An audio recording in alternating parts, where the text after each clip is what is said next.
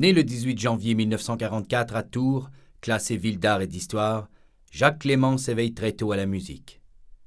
Serait-ce le friseli dans les arbres qui passionne son père arboriculteur et le clapotis des eaux de la Loire qui titille son oreille? La certitude de son parcours est qu'il n'a jamais perdu le dos de sa clarinette. Cet amoureux de cinéma, de littérature, de peinture et de la nature succombe à la séduction du Messie de Handel. Toute sa vie va être dédiée à la musique, même lorsqu'il troquera son grand fleuve européen contre le chant des marées du fjord du Saguenay. Lauréat du premier prix clarinette du concours national Léopold de Bellan de Paris à 17 ans, il amorce sa carrière en concrétisant ce rêve d'enfant, enseigner et aider. C'est justement ce double objectif qui, en 1971, convainc le professeur de musique de passage au Québec dans un échange culturel avec un confrère montréalais de rester. En France, les institutions sont déjà bien ancrées. Ici, tout commence, constate-t-il, voyant nos gouvernements investir pour assurer un rayonnement musical dans tous les milieux. Il profite de la proximité géographique des États-Unis pour étudier la direction d'orchestre auprès de la Fondation Pierre Monteux dans le Maine. Formation qu'il parfait à l'Académie internationale d'été de Nice et plus tard au Conservatoire de musique de Montréal où il remporte le premier prix de direction d'orchestre, récompense qui n'avait jamais été accordée auparavant dans un conservatoire de musique du Québec. En 1976, il dirige les orchestres des jeunes de Montréal et de Sherbrooke, ces musiciens pour lesquels il contribue à la fondation de l'Association des orchestres des jeunes du Québec, dont il est conseiller musical. Chef invité de l'Orchestre de chambre de Radio-Canada pendant 10 ans, les routes du Québec sont la portée de sa fonction de chef de 5 formations à Montréal, Trois-Rivières, Sherbrooke et au Saguenay-Lac-Saint-Jean, auquel s'ajoute la direction artistique du camp musical de Métabetchouan pendant 4 ans. Apprivoisé par la région saguenayenne qu'il fréquente depuis 1979, le chef Clément n'hésite pas à poser ses valises quand on lui propose la direction du Conservatoire de musique de Chicoutimi, juste à temps pour superviser son déménagement dans l'ancien palais de justice de la rue Jacques-Cartier. Ce ne sera pas le seul dossier majeur de son règne. 1986, c'est aussi le début des démarches menant à la création du réputé Quatuor Alcan en 1990. Indéniablement un des plus beaux fleurons de l'orchestre symphonique qui a aussi engendré l'orchestre des jeunes, l'orchestre de chambre et le chœur symphonique.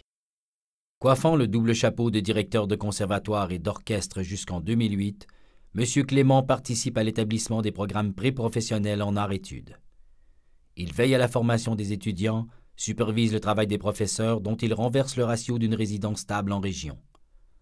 Dans le documentaire « Classe de maître » réalisé par Luc Bourdon pour Télé-Québec, il confie « Quand je suis arrivé ici, 80% des professeurs habitaient à l'extérieur de la région.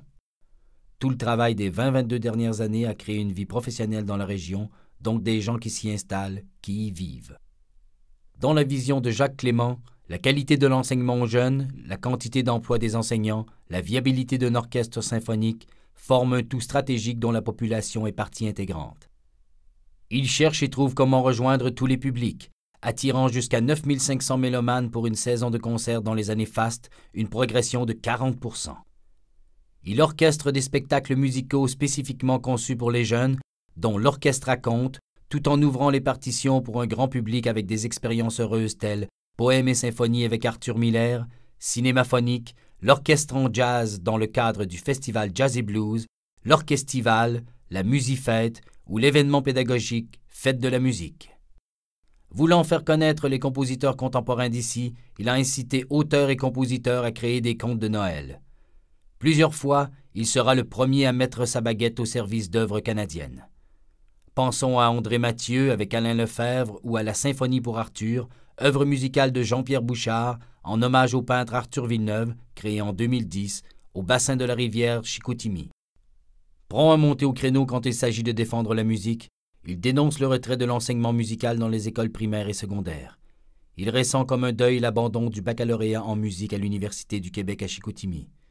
Il redoute d'autres assauts mettant en péril l'existence de diverses formations musicales. La forte présence de l'orchestre symphonique est déterminante pour le maintien des classes avancées au Saguenay-Lac-Saint-Jean, insiste-t-il. Plus de 2000 élèves ont étudié au Conservatoire de Chicoutimi. Beaucoup poursuivent une carrière professionnelle en musique. Ils enseignent, ils sont membres d'orchestres et d'ensembles réputés au Canada, en Europe, aux États-Unis et en Chine. Plusieurs se distinguent sur les grandes scènes du monde.